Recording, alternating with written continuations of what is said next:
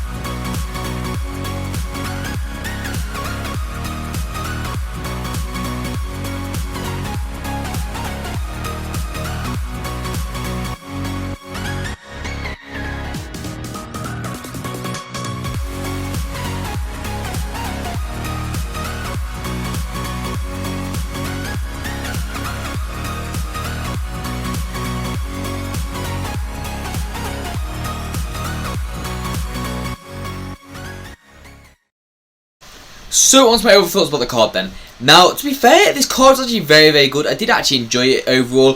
He's a very good striker, and I guarantee you if you got him in red, you're very happy. It is one of those cards that you can use for quite a while, and to be honest, a lot of the team seasons aren't better than him. He is a very, very deadly striker when you put him through on goal. He will miss an odd chance here and there, but overall he's a very solid striker.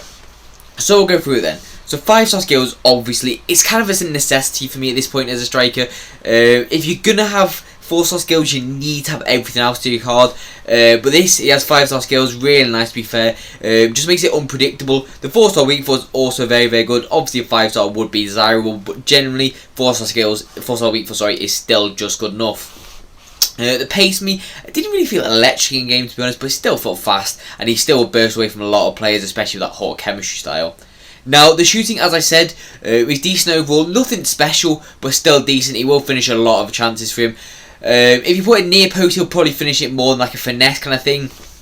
Even though he has a 98 curve, I just feel like his power shots were very, very good and very accurate for this card. Now next up for me is his passing attributes. Now the 98 vision is an insane one, along with a 96 short pass. Even that long pass wasn't even that bad in game to be fair, when switching the ball to the wide and stuff like that. So this is why you probably could play him cam as well with that 90 stamina. So those are just some aspects that are really nice. And he's got the medium work rates if you wanted to play him cam. So all these just add up really, really nicely to like allow you to play him wherever you want, because it's such a balanced and versatile card. Now, the dribbling for me, really, really good to be fair. He's like the perfect height for it, I would say. Like, obviously not like perfect, but I would say like the maximum height where it's going to be like a really effective skiller. Because people say that the taller skillers are actually better, but it's just so not true. Like Talisca and Cantona don't pull off the skills as well as like a Joao Felix or a Vinicius Junior or something like that would. So these cards like 5'11" and under are really, really good, really nimble, really agile on the ball, especially with 98 agility and 98 dribbling stat. It just allows them to pull off really silkily. Now, next up for me is going to be reactions. Now, this and the ball shot both really, really good in games, to be fair. I didn't have any disputes with that. The balance, I did a little bit at times. I know it's 19, it's supposed to be high, but because of the strength and it wasn't that amazing, he would get pushed off a few times here and there. The composure was really, really good to be fair. As I was told about, he was very, very good in front of goal. Obviously, the odd chance here and there he would miss, and I did show that in the clips. He had about like 3 or 4 misses. So it's not obviously like top tier, like R9 kind of finishing, but it's still very good. Now for the heading, I didn't actually get an opportunity to head the ball, but as you can see by the attributes, it does look very good, and he will be front post on the headers, so that really does like show that EA probably will think he will score a lot of headers. And with that 98 jumping with the hull, and then 90 heading accuracy.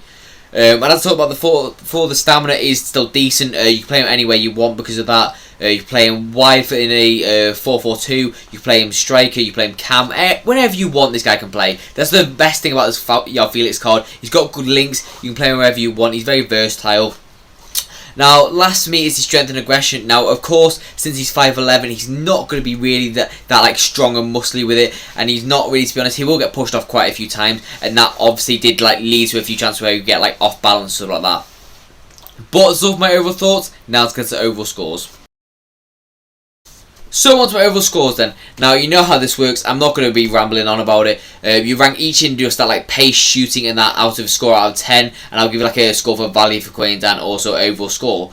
So starting off then, you got the pace. Now overall for that, I'm going to give it 8.5 out of 10. He's not electrically fast, but he will get through that gap if you need him to, and he will burst through with that hot chemistry style.